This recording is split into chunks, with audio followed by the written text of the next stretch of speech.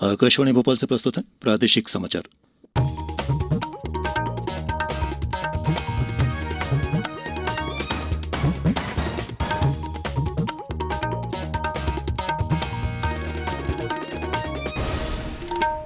नमस्कार, समाचारों के साथ मैं प्रशांत सेंगर। पहले एक अपील। कोरोना संक्रमण को देखते हुए आपसे अपील है कि किसी भी प्रकार की लापरवाही न बरतें और इन आसान उपायों का पालन कर सुरक्षित रहें। मास्क लगाएं, 2 गज की सुरक्षित दूरी बनाए रखें, बार बार हाथ धोएं, साफ सफाई रखें और टीका लगवाएं।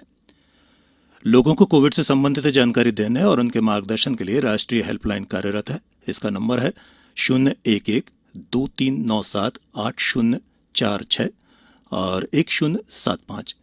अब समाचार सुनिए।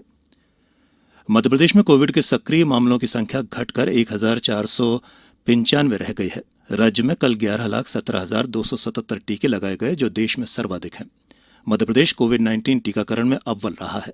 अब तक प्रदेश में 1,75,00,000 लोगों को वैक्सीन लगाई जा चुकी है। टीकाकरण महाअभियान के पहले दिन प्रदेश में अकेले एक दिन 21 जून को लगभग 17 लाख लोगों को वैक्सीन डोज लगाने का record world book of record ने भी वर्ल्ड रिकॉर्ड में शामिल किया है। मध्यप्रदेश को मिली इस उपलब्धि के लिए मध्यप्रदेश के मुख्यमंत्री शिवराज सिंह चौहान ने टीकाकरण महाअभियान में सहयोगी बने सभी लोगों को बधाई दी है। महाअभियान के दूसरे दिन 11 लाख से अधिक व्यक्तियों को टीका लगाया गया और मध्यप्रदेश अन्य राज्यों की तुलना में सर्वाधिक वैक्सीन लगाने वाला राज्य बना है। वैक्सीन लगाने में मध्यप्रदेश प्रथम स्थान पर, उत्तर प्रदेश दूसरे, महाराष्ट्र तीसरे, गुजरात चौथे और कर्नाटक 5वें स्थान पर है। प्रदेश में अब लगभग 2.25 करोड़ व्यक्ति कोरोना वैक्सीन का डोज लगवाकर कोरोना से सुरक्षा प्राप्त कर चुके हैं। देश में अब तक 30 करोड़ से अधिक कोविड रोधी टीके लगाए जा चुके हैं। कल शाम 7 बजे तक की रिपोर्ट के अनुसार कुल 30,09,69,538 टीके लगाए जा चुके थे। स्वास्थ्य मंत्रालय ने बताया है कि 21 जून से आरंभ व्यापक निःशुल्क टीकाकरण में कल 58,34,000 से अधिक वैक्सीन डोज लगाई गई। इनमें से 40,23,000 टीके 18 से 44 वर्ष आयु वर्ग के लोगों को पहली डोज के रूप में और 68,903 टीके दूसरी डोज के रूप में लगाए गए। पहली मई से टीकाकरण अभियान का तीसरा चरण शुरू होने के बाद से देश के 28 राज्यों और 9 केंद्र शासित प्रदेशों में कुल मिलाकर 7 करोड़ से अधिक लोगों को टीके की पहली डोज और 14,98,000 से अधिक लोगों को दूसरी डोज लगाई जा चुकी है। प्रधानमंत्री नरेंद्र मोदी 27 जून को आकाशवाणी पर मन की बात कार्यक्रम में जनता से अपने विचार साझा करेंगे। ये मासिक रेडियो कार्यक्रम की 78वीं कड़ी होगी। प्रधानमंत्री ने कार्यक्रम की आगामी श्रृंखला में लोगों को उन विषयों पर अपने विचार साझा करने के लिए आमंत्रित किया है जिनके बारे में उन्हें बात करनी है। लोग नमो ऐप पर अपने विचार साझा कर सकते हैं। वे टोल फ्री नंबर 1800-117800 पर भी अपने विचार साझा कर सकते हैं।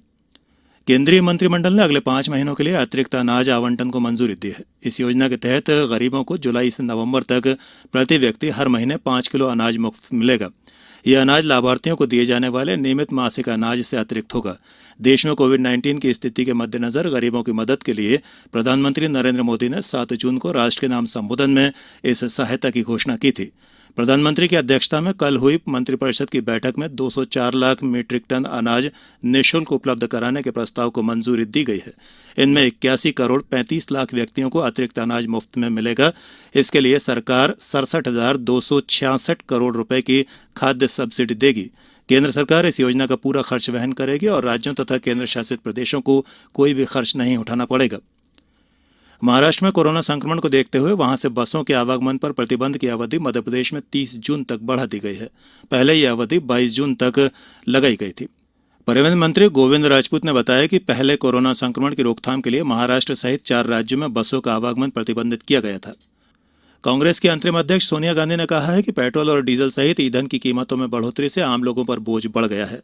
आज पार्टी पदाधिकारियों की बैठक को संबोधित करते हुए श्रीमती गांधी ने कहा कि कीमतों में वृद्धि से देश के किसान और लाखों परिवार प्रभावित हो रहे हैं।